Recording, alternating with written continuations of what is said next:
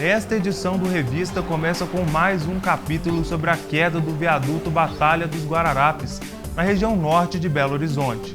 A construção desabou no início do mês de julho deste ano e, com o laudo da perícia, a outra alça foi implodida. O viaduto, que seria uma alternativa ao trânsito pesado na Avenida Pedro I, carrega no nome o verbo batalhar, que tem sido sinônimo da luta de muitos belo-horizontinos e moradores dos prédios vizinhos da construção pelo fim do transtorno causado pelas obras. Confira na reportagem a seguir os detalhes dessa história que já dura mais de 2 meses.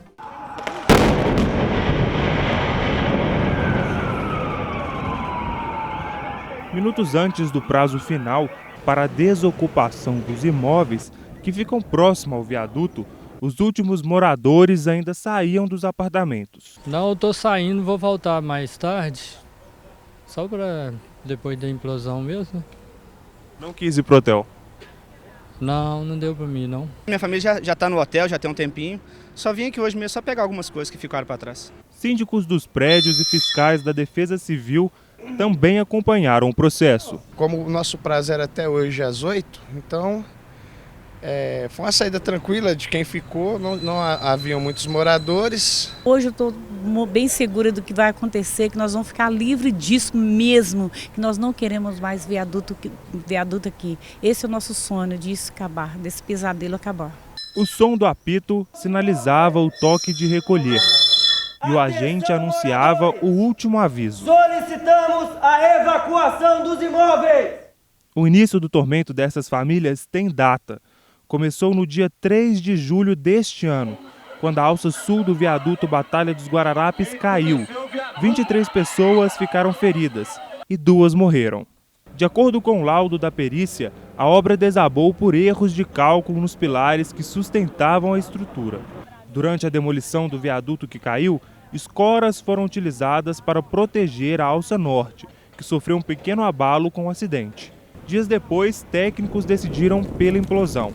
No total, foram 150 pessoas envolvidas nessa tarefa e os 125 quilos de explosivos fizeram a estrutura vir abaixo em menos de 3 segundos, data que também vai ficar na história, 14 de setembro, às 9 horas da manhã.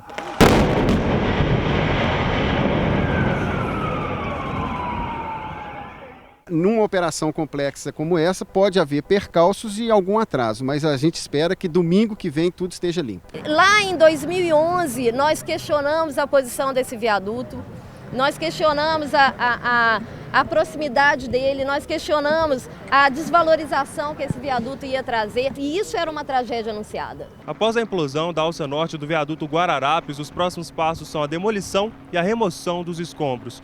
No total, 175 famílias foram retiradas do local para que a implosão fosse feita. Elas estão hospedadas em hotéis pagos pela empresa responsável pela obra, a Covan.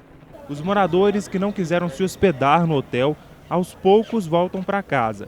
Nesse prédio, alguns vidros ficaram trincados e outros quebraram. O apartamento de Raquel foi um dos atingidos. A implosão em si não foi tão impactante, não. Eu acho que o maior problema que a gente vai enfrentar é daqui para frente, até a retirada de todo esse viaduto aí. Eu estou com medo de ficar aqui. Ainda não dá para ter muita segurança, não. O deslocamento de ar, que a gente teve que colocar o cordel detonante, que é um explosivo exposto ao ar, para tentar fazer o corte no cimbramento, para auxiliar na queda. E ele, ao estar exposto, ele causa esse deslocamento de ar, ou seja, é uma coisa já prevista nossa e a gente imediatamente já está com o pessoal já à disposição para iniciar essa troca. Durante a semana, o trabalho de demolição e remoção das estruturas de concreto e ferragens. Os próximos passos são recapeamento e liberação da via, mas a obra ainda interfere no trânsito da região. Isso aqui está um caos total, um descaso total das autoridades públicas com relação a isso aqui. Olha o trânsito para você ver, não era desse jeito aqui não. Para você vir, você podia passar direto, agora você tem que dar uma volta, esperar nenhum semáforo, agora está esperando um segundo semáforo. Congestionamento, trânsito o tempo todo, horário de pico, não tem lugar para parar mais, mudar a sinalização. Tudo pior. A implosão do viaduto chegou a ser questionada por especialistas.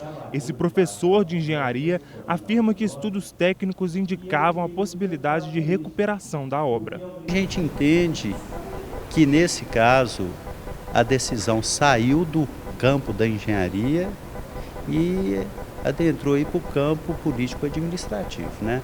A decisão lá não foi uma decisão de engenharia, no meu entender. Mas a manutenção do viaduto no local não era mesmo o desejo de boa parte da população. De forma nenhuma, né? Chega de gastar o dinheiro público, né? Chega, basta. Não, fazer outro tipo de alteração. Ali eu acho que não suporta viaduto. Longe daqui, bem longe daqui. Não acho que deveria construir aqui, não. Desejos expressos não só em palavras, mas também escritos e fixados em paredes que projetam o vencimento de muitas batalhas.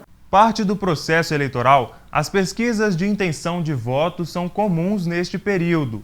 Os métodos para medir as preferências dos brasileiros em relação aos candidatos variam de acordo com as empresas de pesquisa.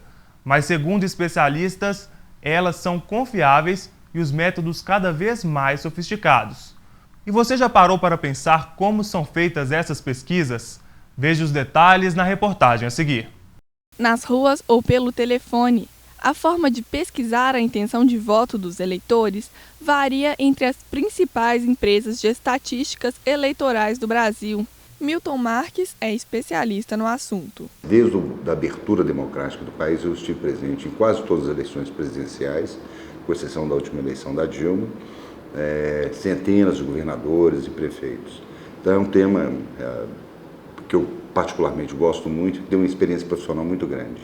Mas nem todo mundo sabe como funciona o processo. Isso pode gerar dúvidas entre os eleitores sobre a confiabilidade das pesquisas. O número de entrevistados às vezes é pequeno, o pessoal comenta que o índice de confiabilidade é alto, mas eu acho que, por exemplo, uma pesquisa divulgada com 1.500 entrevistados num país do tamanho do Brasil, eu acho que é um pouco temerário aí o resultado dessa pesquisa. O processo de realização de pesquisa, e muitas pessoas não entendem isso, ele começa com um grande esforço de tentar reduzir um determinado universo. Por exemplo, o universo de eleitores brasileiros. Toma lá da cá, nós temos quase 150 milhões de eleitores, não dá para entrevistar 150 milhões de pessoas. E nem é necessário. Você precisa ter uma amostra representativa desses eleitores e, a partir dessa amostra, você obter um resultado que pode ser generalizado para todo esse universo. Se você nunca foi entrevistado ou não conhece alguém que tenha sido, você está entre a maioria dos brasileiros. A sua probabilidade de ser sorteada é uma em 140 milhões de chances. É engraçado, mas assim, do ponto de vista estatístico, nós somos quase irrelevantes. Diferentes fatores contribuem para um resultado coerente das pesquisas. Seguir rigorosamente todos os procedimentos de amostra, realizar um bom questionário, um questionário que não tenha viés, um questionário que seja claro, preciso e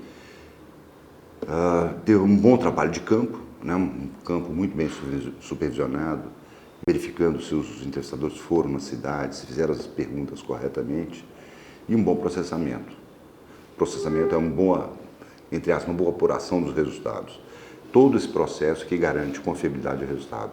Esses dados são digitados, se for papel e lápis, né, papel e caneta, ou são transmitidos via internet através para o centro de processamento de dados. Ele gera uma planilha de resultado, uma planilha de dados codificados, e você pega um pacote estatístico e chega aos resultados, né? De intenção de voto, de rejeição, de simulação de segundo turno. É basicamente montagem de um grande banco de dados que representa as respostas que foram coletadas junto à população. E as pesquisas podem ser um aliado importante para os eleitores na hora de decidir o voto. A pesquisa eleitoral ajuda o eleitor a se balizar em relação ao seu voto.